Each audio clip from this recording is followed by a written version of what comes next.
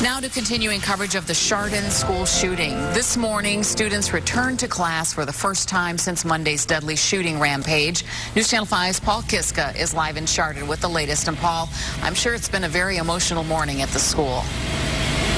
Indeed it has. Once again, Lee, you know, yesterday was transition day here in Chardon as the students went back to school. But as you said, today it was back to class in a way. And as promised, police presence. This was the scene outside Chardon High School early this morning as the students headed back to see each other, to see their teachers without their parents at their side today for most of them.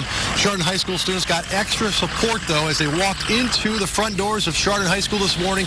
Students showed up from West Geauga High School, Berkshire High School, and some other schools showed up. They were clapping for the Chardon High School students as they walked into school this morning, and grief counselors and police officers are at the schools again today, just 4 days after police say 17-year-old Thomas Lane fired 10 shots in the school cafeteria, killing 3 classmates and wounding 2 more. Now, as students head back to class today, there's still a wide range of emotion. I think after what has happened, it doesn't matter if you know the person's name or not, or if you didn't get along when you were younger. Your heart breaks for the same reason, and you come together. It just scares me, but I know that we're in a safe place and that school is supposed to be a safe place, and somebody obviously robbed that from us.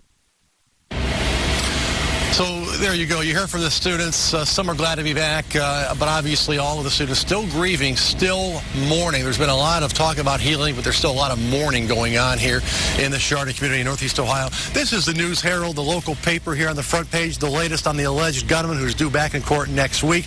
But a nice touch by the newspaper. This is the back of the newspaper, the News Herald, with this full-page spread here, the Hilltoppers logo draped in that black ribbon. There's still a long road to go for many here to get back to any semblance of normalcy in Chardon, Ohio. Live in the square from the village of Chardon, Paul Kiska, News Channel 5. Lee, back to you. So many signs of support, and I'm sure that welcome that they got from students from other schools meant a great deal to them. Yeah, and it was pretty apparent there this morning, as you saw in the video. Anything to help them just get back in some sort of groove.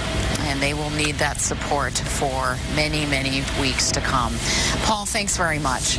Well, as the students go back to school, people are remembering their slain classmates. Calling hours for Daniel Parmidor just got underway at noon, and they will continue until 8 o'clock tonight at the Monreal Funeral Home. And Danny's funeral is tomorrow at 10 at St. Mary's Church in Chardon. Demetrius Hewlin's visitation will be Monday from 3 until 7 at the Burr Funeral Home on South Street in Chardon. His funeral's Tuesday morning at 10 at St. Mary's. And visiting hours for Russell King Jr. will be held Wednesday from 2 until 7, also at the Burr Funeral Home. His funeral is Thursday morning at 10 at St. Mary's. Charges are set against the accused gunman. Prosecutors charged 17-year-old TJ Lane with 3 juvenile counts of aggravated murder. He also faces attempted aggravated murder and felonious assault charges. If Lane is convicted on juvenile charges, he would get a few years in detention. But the prosecutor has said that he plans to try Lane as an adult. A hearing is set for Tuesday. Reports are surfacing on the internet that the controversial Westboro Baptist Church could protest tomorrow at the funeral for shooting victim Daniel Parmidor.